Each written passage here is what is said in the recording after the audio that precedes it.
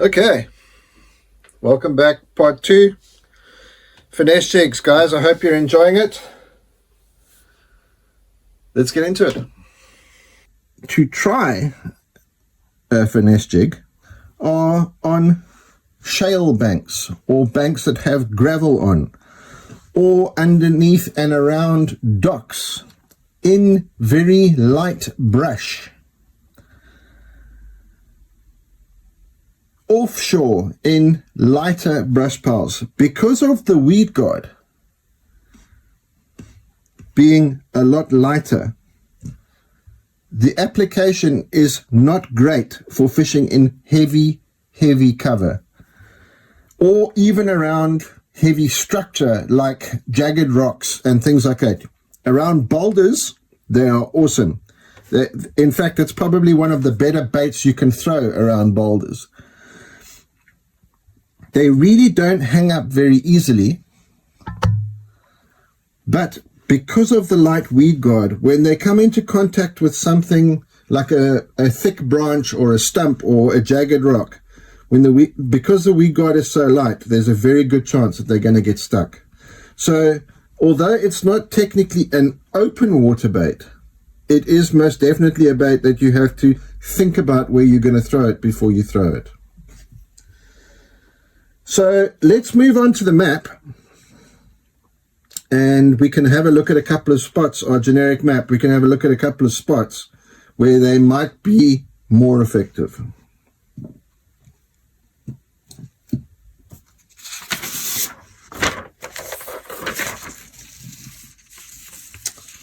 Okay, let's get that guy up there to hold the paper.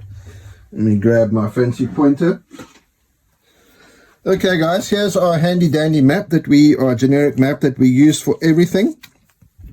And guys, I've had a couple of questions. The reason that I use this map, and yes, it is a real lake, and no, I'm not going to tell you what lake it is. The reason that I use this map is it's kind of got everything on it that we need to explain the various types of cover and structure in a dam. Yes, we have to use our imagination as to where the weed is and that type of stuff, but okay, so let's have a look at this guy. Shallower water, if you were using, say, a 1/4 ounce guy, definitely around docks, absolutely around docks. Excuse me. Shallow structure, boulders, gravel, scattered stumps, not a lot of stumps together, scattered stumps. Bushes that are not too thick, in other words, that have few branches. They are not especially fantastic around vegetation. If you had vegetation that was scattered, if you look at these yellow dots here, let's say that that's scattered vegetation. Let's say that those are lily pads, those yellow dots. You could absolutely fish a finesse jig through scattered pads, one here, one here, one here. When the pads start to get closer together, there's a 100% chance you're going to get stuck with a finesse jig. Absolute 100% chance it will get stuck. No two ways about it. So then we move offshore and we go to slightly deeper water. Sloping banks. You can see here the contour lines are very close together. That would indicate a sharply sloping bank. So you could position disregard the depth on the map here. Position your boat at the edge of the slope, throw up into the shallow water, work it back down the slope into the deep, or position your boat in the shallows, throw it down the slope and work it back up the slope. So you're covering each and every part of the water column except the surface and just below the surface. Main lake points, absolutely. It's a fantastic bait for main lake points. So you could park your boat off the main lake point and you fan cast up onto the main lake point, or park your boat right on the bank and throw down and bring it up the main lake point from the deep to the shallow water. Like we always say, submerged creek beds, submerged road beds, high points in deeper water. You could literally go around this high point and throw up onto the high point from the deeper water and just keep going and going and going. Off the bank, are they effective? Yes, they are effective. If you were fishing, say, a riprap bank, or a gravel bank, or a clay bank, absolutely effective. Because the majority of finesse jigs are between 1/8 of an ounce and 3/8 of an ounce, generally speaking, and you generally fish them with a trailer,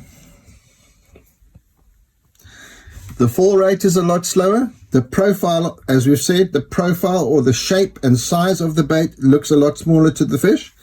And also, they tend to not get hung up quite as easily as, say, a 1/2 ounce jig would get hung up in rocks that are closer together. So a finesse jig is absolutely a jig that you may want to go and throw on a riprap bank leading up to a bridge or something like that. So in short, a finesse jig is kind of a jig that you could pretty much throw anywhere where there isn't tremendously heavy cover or structure. What about water clarity? Well, you can pretty much get finesse jigs in any type, in any color. So I don't think, other than super, super dirty water, and I'm talking about chocolate milk water, I don't think a finesse jig, there isn't a water clarity situation where you couldn't throw one. Obviously, as with most other baits, they are prime in staying to clear water.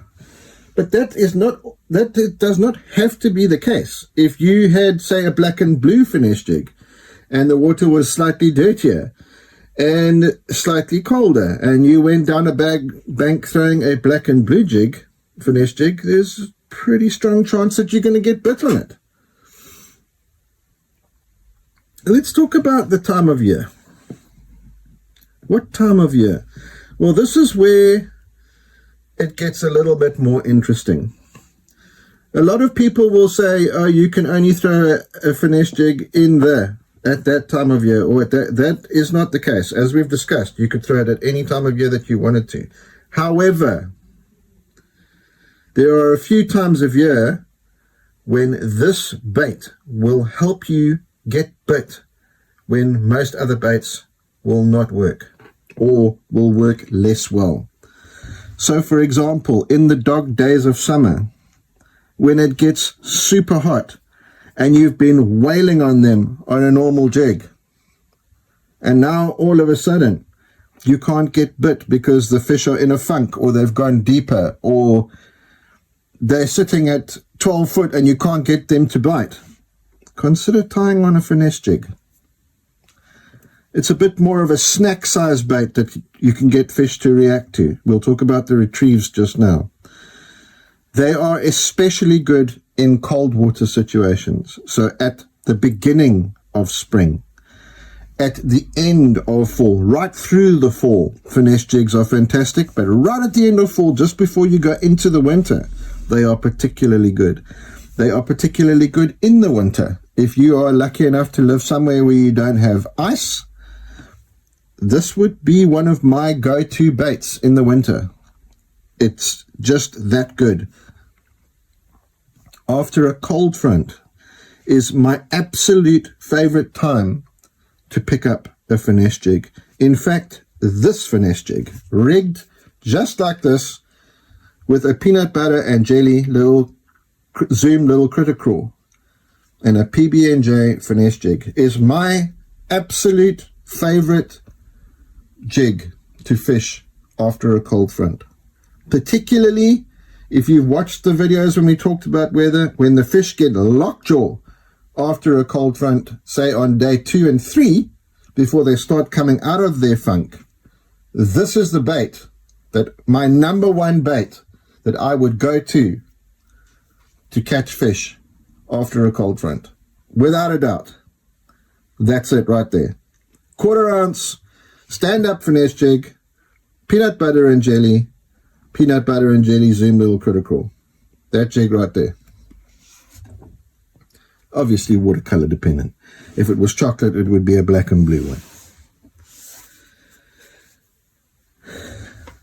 It is a very versatile bait. So let's talk about the watercolor thing. This bait shines, the finesse jig as a whole, shines in clean water. When you cannot fool them on even on a brilliantly tied Exile football jig, with beautiful colors in the skirt that looks just like a crawdad, or a beautiful magic crawd colored green pumpkin Exile football jig, and they don't want to eat that in clean water, go to the finesse jig. Go to the finesse jig. It is the bait of choice. You could throw a 3/8 ounce one. That's wouldn't make a difference. It's the profile of the bait. It's more of a snack bait than a big jig. But you could still throw a 3/8 ounce one if you are fishing in deeper water. That's a 3/8 ounce finesse football jig. If you're fishing in shallower water, you could go to the 1/4 ounce. It's the profile of the bait, guys, not the weight. So we've spoken a little bit about water, what kind of water clarity you need for them. And the water temperature kind of goes hand in hand with that. Like we've discussed, they are good all year round. But for whatever reason, some of the biggest fish that I've caught on finesse jigs have been either in the dog days of summer when the water is so hot that they seek refuge in the cooler, deeper water, or in the cold water in the winter. And that is very difficult to explain, but it's just one of those things that you have to believe. That is the way it is. Okay, so with these little jigs now, diminutive size, smaller skirts, that type of thing, what kind of a retrieve would we use? Well, you don't really have to change a whole lot from how you would normally retrieve a jig. You maybe need to be a little bit more gentle if you're going to pop the jig or whatever the case is. But my normal retrieve for a finesse jig, particularly if it's tipped with a craw or craw soft plastic, is to fire the bait out, let it go down to the bottom, let it sit for a second, because that's usually when the little craw will pop up. Need to leave it a little while. And then maybe just take up the slack in the line, move it 6 inches, take up the slack and stop. Move it 6 inches, take up the slack and stop. In the summertime, you can move it a little bit quicker, but in the winter, you want to slow it right down. In your mind, if you imagine we're trying to imitate some type of a little crustacean or a craw. These creatures, everything about their life is governed about water temperature. If the water's warmer, they'll move faster. If the water's colder, they'll move slower. So you can imagine yourself. The only time where this doesn't really play is after a cold front, because the cold front will obviously affect them negatively as well, the bass and the food. So if you choose to use a grub trailer, which is a great trailer for a finesse jig, I've used grubs plenty of times. Just don't use too big a grub. I like a 2-inch grub or a 2.5-inch grub. Something like a Zoom Fat Albert grub or a Zoom Tabtail grub, something like that. You could even take something like that Z-Man bait that we spoke about, that sawtail worm, and cut just the tail part and a little piece of the body off of that worm and stick that on the finesse jig as well. It would make a great finesse jig trailer. When I'm using a grub or something with a tail as a trailer, what I like to do is I do the same technique: drag, take up the slack, drag, take up the slack. But with the grub, what I like to do every now and then is I just like to give it a little pop. Not a huge sweep of the rod, just a pop. pop the rod tip, and what that does is it makes the little jig come off the bottom and then go back down again like that. But when it's going down, that little grub tail is doing this, or whatever type of tail you've decided to use. Something else that we didn't speak about earlier, but which can be super effective in really cold weather, is if you take a piece of a finesse worm, say like a 4-inch zoom finesse worm, and you cut a chunk of that off, and you just use that as a trailer. It does nothing. All it does is just stand up like that. It's very similar plan to that big bite squirrel tail, where it just, you could even use that. Use the small squirrel tail worm. Cut a piece of it off, so you just got that, a piece of the worm body long enough to go onto the finesse jig hook, and just with that little thing, that little piece of floating plastic bobbing behind it, and just let it sit, particularly when it's very cold. Can be a great trailer for a finesse jig. Or what about the bite? Well, it's again the same as most other jigs. The deal with a finesse jig is that because it's so diminutive, because it's so small, I found there are times where a bass will really hit them hard. And you've got to be careful, because in your excitement, and I've done it plenty of times, remember, we're dealing with a light wire hook. Downscale the line maybe to 12 pound. As I said, 12 pound is my favorite. Don't wind into them like you would with a great big football jig with a big gaff of a hook on it. Just a nice short pop set like that, and then a steady wind. If you put too much pressure on them, you could open the hook up. That's where the case could be made for the spinning rod if you were going to use something a lot smaller, say like this 1/8 ounce jig here, or that 16th ounce jig that we showed you earlier, that guy, which have got really tiny hooks on them, like really small hooks. I think that's a #1 sickle hook on there. So you want to take it easy when you start fighting the fish, and also on the hook set. Take it easy. Remember, using lighter line and lighter hooks. Finesse jigs, here is a top tip, guys, are particularly effective for spotted bass. They are also very good for smallmouth bass. And I think it is the profile. That's not to say that spotted bass and smallmouth bass don't eat big baits. They absolutely eat big baits. But for whatever reason, if you said to me, choose one jig, we're going to go and fish for spotted bass, it would be a finesse jig.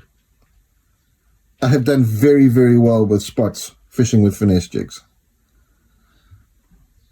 Either the football style or the finesse cut style. So what to look for when we go out and buy a finesse jig? Pretty much everything we've discussed so far. A light wire but high quality hook.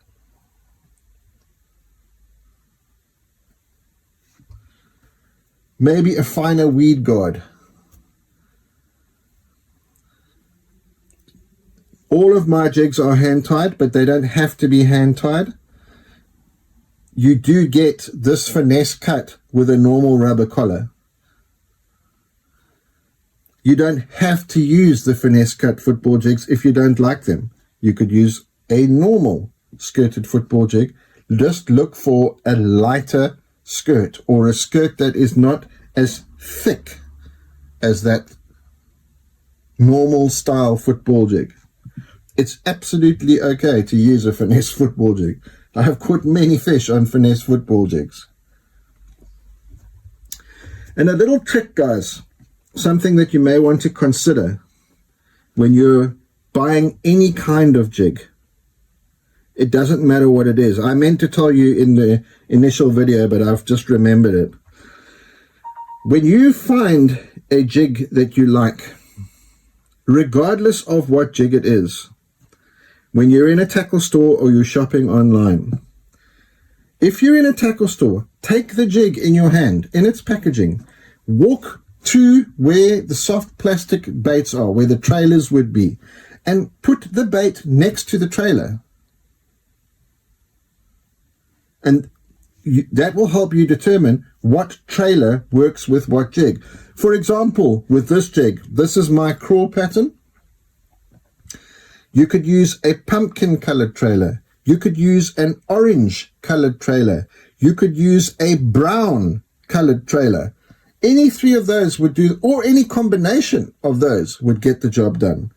If you're buying online, do the same thing. Pick up the jig, put it in your hand, scroll, and hold it up next to the screen. Yes, the color is not exact, but it's going to help you to determine what color trailer to use with your favorite jig that you have now purchased. How about colors? This is something that you're going to hear repeated probably for all jigs with me. You cannot have one color jig, but if you could only have one color jig, some kind of a black brown or a black brown amber, it will work everywhere. But if you're only just getting into jig fishing, regardless of what type of jig we're talking about here are a few suggestions. Black and brown, some type of summer crawl color or crawl color with orange and brown in it.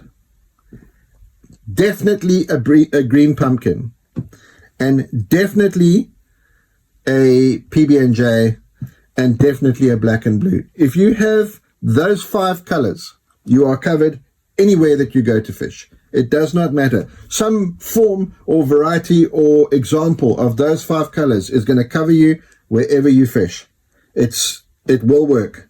And I think other than the black and blue, I think it's largely because, like we've discussed, we're trying to mimic some type of a crawl or a crustacean or a crab or something like that. Some type of bottom-dwelling guy. That's what we're trying to mimic with most jigs, other than the swim jigs which we've spoken about, possibly a pitching jig.